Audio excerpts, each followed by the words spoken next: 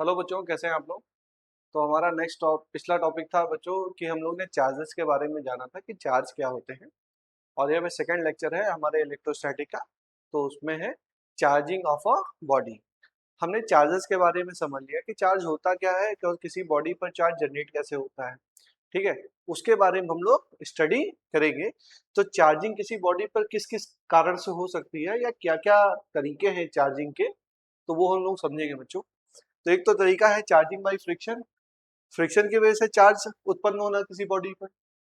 फिर charging by conduction, conduction के कारण एक बॉडी पे चार्ज है और हमने उस बॉडी को किसी दूसरी बॉडी से कनेक्ट कर दिया, तो उस बॉडी के ऊपर भी कुछ चार्ज आ गया या कंडक्ट हो गया, तो उसको बोलेंगे चार्जिंग बाई कंडक्शन। नेक्स्ट आएगा चार्जिंग बाई इंडक्शन।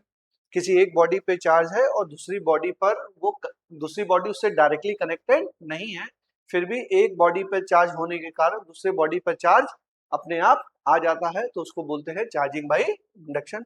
उसको हम लोग पढ़ेंगे। फिर हम लोग पढ़ेंगे चार्जिंग बाई थर्मियोनिक एमिशन। किसी मेटल को या किसी बॉडी को अगर हम हीट दे तो उससे भी कुछ चार्ज निकल जाते हैं या इलेक्ट्रॉन वगैरह बाहर निकल जाते हैं, तो बॉडी के ऊपर चार्ज आ जाता है, तो उसको बोलते हैं charging by thermionic emission. Next topic है charging by using photo electric effect. कोई मेटल है बच्चों और मेटल के ऊपर अगर फोटॉन्स आके टकराते हैं और अगर उन फोटॉन की एनर्जी मेटल के वर्क फंक्शन से ज्यादा होती है, तो कुछ इलेक्ट्रॉन जो होते हैं अपना ऑर्बिट छोड़कर उस मेटल से बाहर निकल आते हैं। इस इफेक्ट को बोलते हैं फोटो इलेक्ट्रिक इफेक्ट। फोटॉन के पड़ने के कारण कुछ इलेक्ट्रॉन अपने ऑर्बिट को छोड़कर बाहर निकल आते हैं, उसको बोलते हैं फोटो इलेक्ट्रिक इफेक्ट। वो पढ़ेंगे हम लोग charging by photo electric effect. फिर पढ़ेंगे किसी फील्ड में अगर किसी चार्ज को रखा जाए तो वहां पर क्या होता है, तो उसको बोलेंगे चार्जिंग बाई फील्ड एमिशन। ये सारे टॉपिक हम लोग पढ़ेंगे और ये सारे तरीके हैं किसी बॉडी को चार्ज करने के। किसी बॉडी को अगर हम चार्ज करना चाह रहे हैं तो ये सारे तरीके हैं, उससे बॉडी हमारी चार्ज होती है। चलिए वन बाई वन हम लोग डिस्कस करते हैं। देखिए, इसमें है बच्चों कि एक बॉडी है ए, दूसरी बॉडी है बी, और दोनों ही न्यूट्रल बॉडी है। दोनों ही कैसी बॉडी है बच्चों? न्यूट्रल बॉडी है। और अगर हम इन बॉडी को आपस में रब करें, ये सबसे बेसिक मेथड है बच्चों किसी भी बॉडी के ऊपर चार्ज आने का। आपने कुछ एग्जांपल सुने होंगे, एबोनाइट की छड़ है या ग्लास रॉड है, फर और फर से उसको रगड़ा जा रहा है, इस टाइप के हम लोग एग्जांपल अभी करेंगे। तो अगर दो बॉडी ए और बी को आपस में हम लोग फ्रिक्शन से रब करें, ये मान लीजिए कि ये पेन है और मेरे पास एक रुमाल है और इसको हम लोग रब कर रहे हैं, तो जिस बॉडी में इलेक्ट्रॉन लूजली बाउंडेड होंगे उस बॉडी से इलेक्ट्रॉन निकलकर दूसरी, मान लीजिए इस पेन में इलेक्ट्रॉन लूजली बाउंडेड है, तो इससे इलेक्ट्रॉन निकलेगा और इस रुमाल के ऊपर आ जाएगा या इस क्लोथ के ऊपर आ जाएगा। तो हम इस क्लोथ को बोलेंगे ये नेगेटिवली चार्ज हो गया और ये पेन जो है हमारा ये पॉजिटिवली चार्ज हो जाएगा। तो जब भी हम किसी दो बॉडी में फ्रिक्शन करते हैं तो एक बॉडी से इलेक्ट्रॉन निकलकर दूसरी बॉडी में चले जाते हैं। जिस बॉडी पर इलेक्ट्रॉन जाता है वो नेगेटिवली चार्ज हो जाता है और जिस बॉडी से इलेक्ट्रॉन निकला होता है वो पॉजिटिवली चार्ज हो जाता है। तो ये भी एक चार्जिंग का तरीका है बच्चों, बहुत बेसिक तरीका है। स्टार्टिंग में चार्जिंग हम लोग इस तरीके से पढ़ते थे और ये कुछ बेसिक एग्जाम्पल है बच्चों, और ये एकदम फैक्ट है। मतलब इसमें ये नहीं कि मैं अपने मन से बता रहा हूँ कि सिल्क क्लोथ पे नेगेटिव चार्ज आएगा। सिल्क क्लोथ पे निगेटिव ही चार्ज आएगा। अगर हम सिल्क क्लोथ और ग्लास रॉड, ये अर्ली एवोल्यूशन है बच्चों, जब चार्जेस की खोज हो रही थी और हम लोग चार्जेस के बारे में समझना हमने शुरू ही किया था, उस समय की बात है बच्चों कि जो सिल्क क्लोथ और ग्लास रॉड है, सिल्क क्लोथ और ग्लास रॉड है, अगर हम इसको आपस में रब करें तो होता क्या है कि जो सिल्क क्लोथ है उस पर इलेक्ट्रॉन जो होता है वो टाइटली बॉन्डेड होता है और हमारा जो ग्लास रॉड है उस पर इलेक्ट्रॉन होता है लूजली बॉन्डेड होता है। तो लूजली बॉन्डेड होता है, तो जब हम ग्लास रॉड और सिल्क क्लोथ को रब करते हैं तो ग्लास रॉड से इलेक्ट्रॉन निकलकर सिल्क क्लोथ पर चला जाता है और सिल्क क्लोथ पे चूंकि एक्सेस ऑफ इलेक्ट्रॉन हो गया इसलिए वो निगेटिव चार्ज हो जाता है। और चूंकि ग्लास रॉड से कुछ चार्ज निकलकर इलेक्ट्रॉन निकलकर किस पे गया है, सिल्क क्लॉथ पे गया है, तो ग्लास रॉड खुद क्या हो जाती है, पॉजिटिवली चार्ज हो जाती है। और इसी तरीके से और इन्हीं सब चीजों से हमने ये भी समझा बच्चों कि पॉजिटिव चार्ज क्या होते हैं, पॉजिटिव पॉजिटिव रिपेल करते हैं और पॉजिटिव निगेटिव क्या होते हैं, अट्रैक्ट करते हैं। अपोजिट चार्ज हमेशा रिपेल करते हैं और अपोजिट चार्ज हमेशा रिपेल करते हैं और सेम चार्ज हमेशा क्या करते हैं, रिपेल करते हैं और अपोजिट चार्ज हमेशा अट्रैक्ट करते हैं। ठीक है बच्चों, चलिए अब यहाँ पे एक बात थी कि electron are loosely bonded in glass rod and electron are tightly packed in silk cloth. क्या है, सिल्क क्लॉथ में जो इलेक्ट्रॉन है वो टाइटली पैक्ड है, इसीलिए तो उससे निकल के नहीं जा रहे हैं। और इलेक्ट्रॉन किसमें लूजली बॉन्डेड है, ग्लास रॉड में लूजली बॉन्डेड है, तो ग्लास रॉड से निकलकर सिल्क क्लॉथ में चले गए और सिल्क क्लॉथ के अंदर क्या आ गया, सिल्क क्लॉथ के अंदर आ गया निगेटिव चार्ज और ग्लास रॉड में हो गया पॉजिटिव चार्ज। अगर ऐसा ही हम एक और ग्लास रॉड ले ले और सिल्क क्लॉथ ले ले तो बच्चों ये ग्लास रॉड और ये ग्लास रॉड दोनों आपस में क्या करेगी, रिपेल करेगी, क्योंकि दोनों पे कैसे चार्ज है, पॉजिटिव चार्ज है, तो दोनों एक दूसरे क्या कर रही है, रिपेल कर रही है। ठीक है बच्चों, नेक्स्ट हम लोग चलते हैं। देखिए दूसरा एग्जाम्पल क्या है, एक तो एग्जाम्पल है बच्चों सिल्क क्लॉथ और ग्लास रॉड का, एकदम फेमस एग्जाम्पल है सिल्क क्लॉथ और ग्लास रॉड का। अगर सिल्क क्लॉथ और ग्लास रॉड को आपस में रब किया जाता है तो जो ग्लास रॉड है उससे इलेक्ट्रॉन निकलकर सिल्क क्लॉथ में चले जाते हैं और सिल्क क्लॉथ हमारी नेगेटिवली चार्ज हो जाती है और रॉड हमारा पॉजिटिवली चार्ज हो जाता है। और इसका जस्ट अपोजिट होता है बच्चों, अगर हम एबोनाइट की रॉड लें और फर ले लें, फर एक मटेरियल है बच्चों, अगर हम फर ले लें और एबोनाइट की रॉड ले लें तो जस्ट उल्टा होता है। इसमें क्या होता है बच्चों, अगर हम एबोनाइट की रॉड लें और फर क्लॉथ लें, एबोनाइट की रॉड और फर क्लॉथ लें और इन दोनों का आपस में रब करेंगे तो चूंकि एबोनाइट में जो इलेक्ट्रॉन है वो टाइटली बॉन्डेड है और फर में इलेक्ट्रॉन लूजली बॉन्डेड है, तो फर से इलेक्ट्रॉन निकलकर हमारा एबोनाइट की क्षण में चला जाता है, एबोनाइट की रॉड में आ जाता है और जब इसके पास इलेक्ट्रॉन आ जाएगा तो एक्सेस ऑफ इलेक्ट्रॉन हो जाएगा, एक्सेस ऑफ इलेक्ट्रॉन हो जाएगा तो ये निगेटिवली चार्ज हो जाएगा और ये निगेटिवली चार्ज होगा तो जो फर होगा वो क्या होगा, वो पॉजिटिवली चार्ज हो जाएगा, वो आपका पॉजिटिव चार्ज हो जाएगा। तो ये सिंपल सा एक्सप्लेनेशन है बच्चों। और इसी तरीके से हम एक और ले लें, एक और एबोनाइट की रॉड ले लें और एक और फर ले लें तो हम देखेंगे ये निगेटिव निगेटिव भी आपस में रिपेल कर रहे हैं।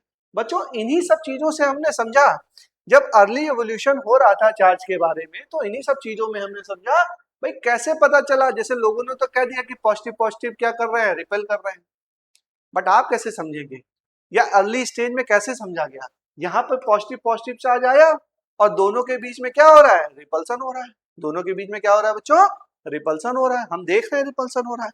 ठीक है, फिर हमने जब ये एबोनाइट की रॉड लिया तो वहां पर भी देखा इलेक्ट्रॉन इलेक्ट्रॉन ये निगेटिव निगेटिव चार्ज थे और इनके बीच में भी क्या होने लगा, रिपल्सन। तो हम कहने लगे कि सेम चार्ज होते हैं वो रिपेल करते हैं, सेम चार्ज होते हैं वो क्या करते हैं, रिपेल करते हैं।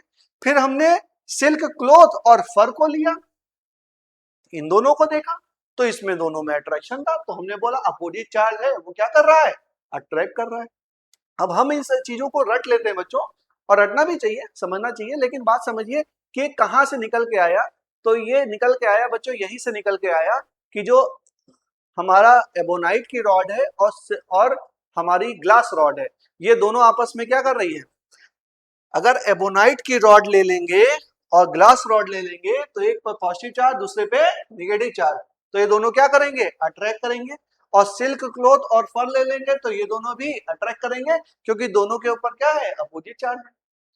और अगर हम इसकी बात करें, एबोनाइट की रॉड्स, टू रॉड्स की बात करें तो ये दोनों आपस में क्या कर रहे हैं, रिपेल कर रहे हैं। और ग्लास रॉड, अगर दो ग्लास रॉड ले लें तो वो भी आपस में क्या कर रही है, रिपेल कर रही है, तो हम कहेंगे सेम चार्ज रिपेल करते हैं, अपोजिट चार्ज अट्रैक्ट करते हैं।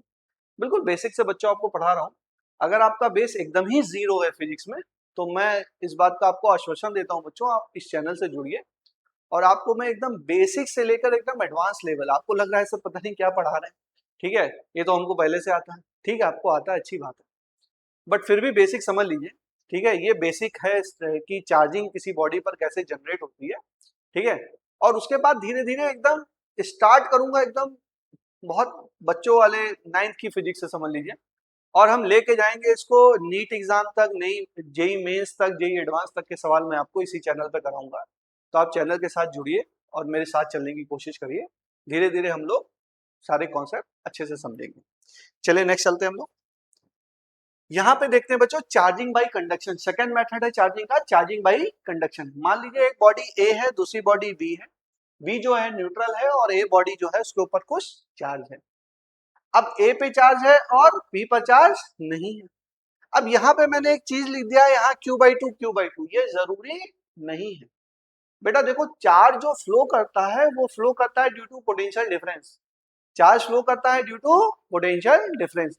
अगर एक बॉडी पर चार्ज है और दूसरी बॉडी पे चार्ज नहीं है तो there will be some potential difference, और यहां से यहां तक चार्ज फ्लो करेगा, और फ्लो करेगा तो हो गया क्या बच्चों कि तब तक फ्लो करेगा जब तक दोनों का पोटेंशियल सेम ना हो जाए। देखो लिखा हुआ है charge flow from A to B until both A and B will have the same potential. Same charge हो ऐसा जरूरी नहीं है, लेकिन पोटेंशियल सेम होना जरूरी है। मत कहोगे सर जी आपने तो चार्ज भी सेम कर दिया, तो भाई आइडेंटिकल बॉडी ली थी मैंने बॉडी कैसे ली, एकदम आइडेंटिकल। अगर आइडेंटिकल बॉडी होगी तो पोटेंशियल भी सेम होगा और चार्ज भी सेम होगा। बट किसी दो बॉडी पर अगर चार्ज फ्लो कर रहा है तो जरूरी नहीं है कि दोनों पर चार्ज क्या हो, सेम हो। हाँ पोटेंशियल दोनों का सेम होगा जब तक चार्ज फ्लो करेगा, और चार्ज फ्लो होना जब रुकेगा तो उस समय पे दोनों पे पोटेंशियल क्या होगा, सेम होगा। क्योंकि चार्ज फ्लो ही क्यों होता है, फ्लो होता है ड्यू टू पोटेंशियल डिफरेंस, और जब पोटेंशियल डिफरेंस जीरो हो जाएगा तो चार्ज फ्लो भी स्टॉप हो जाएगा। बात समझ में आया। नेक्स्ट टॉपिक हम लोग चलते हैं चार्जिंग बाई इंडक्शन। इसको बहुत ध्यान से समझिए। देखिए बच्चों यहाँ पे हमारे पास क्या है, थोड़ा सा हम लोग इसको समझते हैं।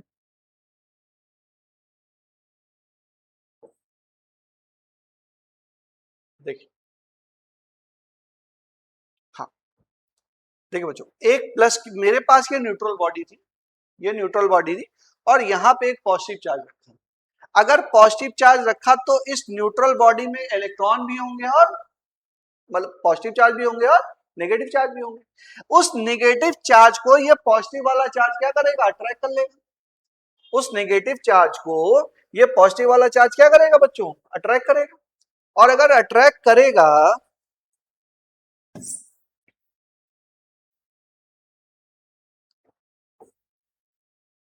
एक मिनट रुकिए बच्चों, हाँ थोड़ा सा मैं ऐसे कर लूं। हाँ अब देखिए यहां पर पॉजिटिव चार्ज रखा, ये इनिशियली न्यूट्रल बॉडी है, ये इनिशियली न्यूट्रल बॉडी थी बच्चों, ये इनिशियली न्यूट्रल बॉडी थी। ठीक, मैं पूरा ही आपको समझा देता हूं।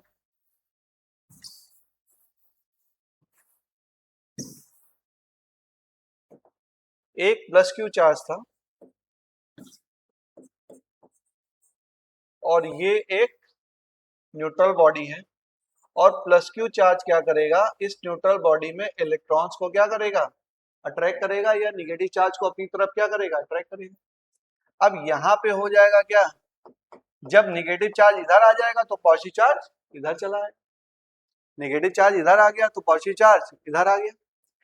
अब यहाँ पे अगर हम इसको अर्थ से कनेक्ट कर दें तो जो एक्स्ट्रा चार्ज है वो सारा का सारा अर्थ में ट्रांसफर हो जाएगा, और अर्थ में ट्रांसफर हो जाएगा तो हमारे पास इस बॉडी पर बचेगा क्या, हमारे पास इस बॉडी पर केवल और केवल क्या बचेगा, नेगेटिव चार्ज बचेगा। उसके बाद हम Q को हटा लेंगे तो चार्ज अपना रिडिस्ट्रीब्यूट हो जाएगा और नेगेटिव चार्ज बचेगा।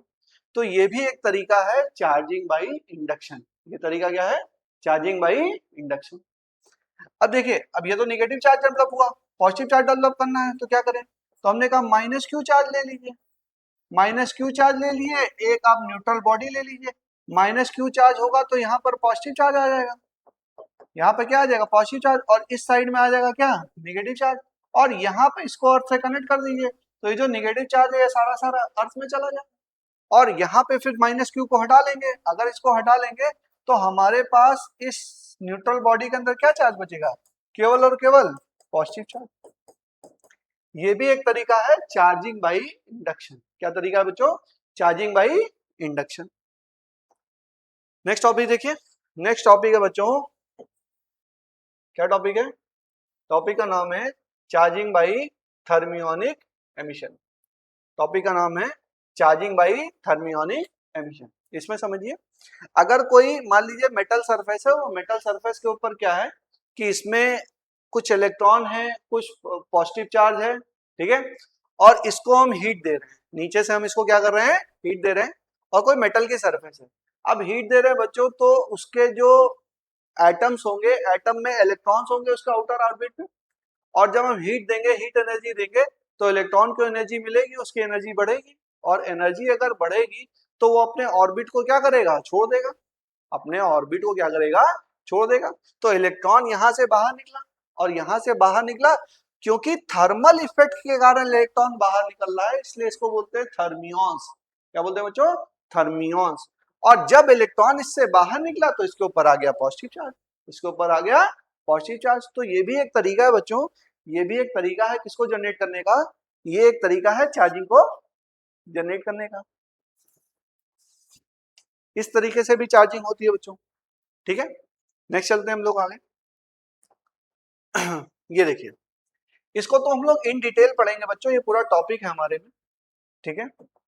हमारी 12th की फिजिक्स में फोटो इलेक्ट्रिक इफेक्ट पूरा एक चैप्टर है, इसको हम लोग बहुत अच्छे से पढ़ेंगे, बट फिर भी अभी समझ लीजिए, कोई मेटल सरफेस है बच्चों, और उस पे हम फोटॉन्स गिरा रहे हैं, उस पे फोटॉन्स हमारे आ रहा है, और फोटॉन्स अगर इसके ऊपर आ रहा है और यहाँ पे आके एटम से टकरा रहा है, और अगर जो फोटोन की एनर्जी है, फोटोन की एनर्जी होती है बच्चों एच न्यू, हम लोग आगे चल के पढ़ेंगे फोटोन की एनर्जी क्या होती है, एच न्यू। अगर उस एच न्यू की वैल्यू इसके वर्क फंक्शन से ज्यादा हुई, तो यहाँ पर इलेक्ट्रॉन क्या कर जाता है, बाहर निकल जाता है, इसको बोलते हैं फोटो इलेक्ट्रिक इफेक्ट। क्या बोलते हैं बच्चों इसको? Photo electric effect. फोटॉन्स जब किसी मेटल सरफेस पे पड़ता है और उस फोटोन की एनर्जी उस मेटल सरफेस के एटम के वर्क फंक्शन से ज्यादा होती है, तो उस एटम का इलेक्ट्रॉन बाहर निकल जाता है, और जब इलेक्ट्रॉन बाहर निकलेगा तो उस मेटल पे आ जाएगा एक पॉजिटिव चार्ज। तो इसको बोलते हैं charging by photo electric effect, charging by photo electric effect. Next आपका टॉपिक है, कोई मेटल बॉडी है बच्चों, और इस मेटल बॉडी को उठा के मैं किसी इलेक्ट्रिक फील्ड में रख देता हूँ, मेटल बॉडी को उठा के किस में रख देता हूँ, किसी इलेक्ट्रिक फील्ड में रख देता हूँ। अब हमारे पास बच्चों दो फॉर्मूले हैं, थोड़ा मैं समझा दूं उसको आपको, आप आगे चल के इसको समझेंगे। देखिए होता क्या है, किसी भी मेटल के अंदर पॉजिटिव चार्ज भी है और नेगेटिव चार्ज भी है, और इस मेटल को, ये जो मेटल है, ये पूरा मेटल जो है, इसको हमने एक इलेक्ट्रिक फील्ड ई में रखा हुआ है, एक इलेक्ट्रिक फील्ड ई में रखा हुआ है।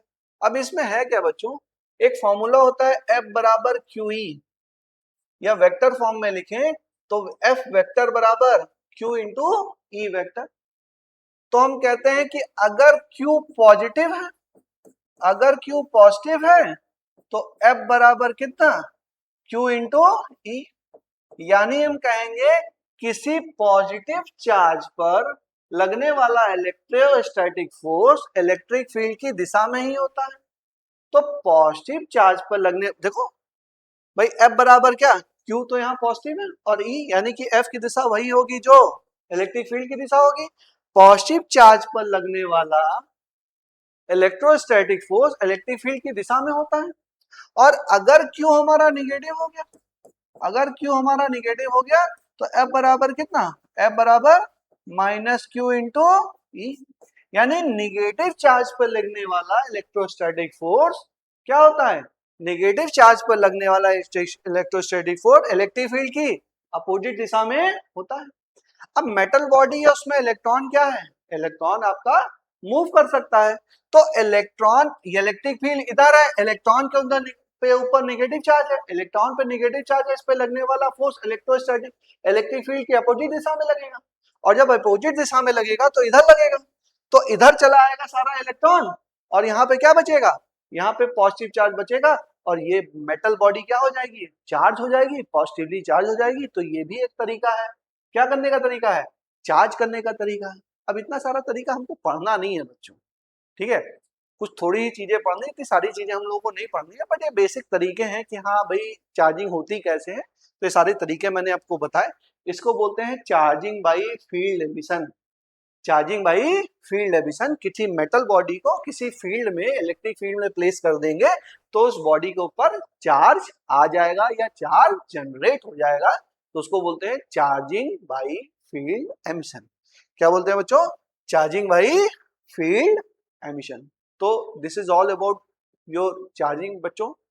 और नेक्स्ट टॉपिक हम लोग स्टार्ट करेंगे कूलम्स लॉ, और कूलम लॉ से ही इलेक्ट्रोस्टैटिक स्टार्ट होता है। ऑफिशियली अगर इलेक्ट्रोस्टैटिक कहीं स्टार्ट होता है बच्चों तो कूलम्स लॉ से ही स्टार्ट होता है।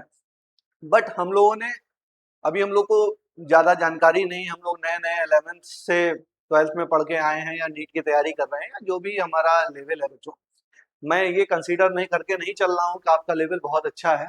ये वीडियो मैंने उन बच्चों के लिए भी बनाया है जिनको बिल्कुल भी फिजिक्स में नॉलेज नहीं है। अगर आप बिल्कुल जीरो लेवल पे हैं बच्चों, क्योंकि जो बच्चे ठीक ठाक लेवल पे हैं उनको तो अंडरस्टैंडिंग है कि क्या है, कैसे है, क्या है, फोर्स क्या होता है, चार्ज क्या होता है, चार्जिंग क्या होती है, वो सारी चीजें उनको पता है।